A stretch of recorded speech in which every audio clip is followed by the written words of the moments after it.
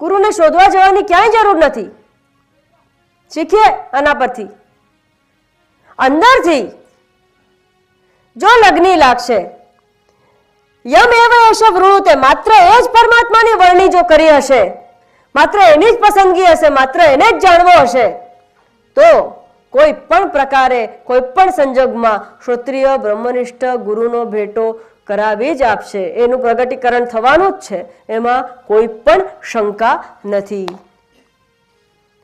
માટે એ તરફનો વિચાર ન કરતા હું ક્યારે મુક્ત થાઉં, માત્ર પરમાત્મા માટે જ મને ક્યારે પ્રીતિ થાય, એના જ વિચારમાં હંમેશા, એની જ વ્યવસ્થામાં, એની જ ગોઠવણમાં હંમેશા રહેવું. જીવનને એવું જ ભાગવત ધર્મમય બનાવવું કે વધારેમાં વધારે નિવૃત્ત થઈને પરમાત્માનું ધ્યાન, શ્રવણ, કીર્તન હું કઈ રીતે કરી શકું, એવી જીવનમાં વ્યવસ્થા કરતા શીખો. ભાગવત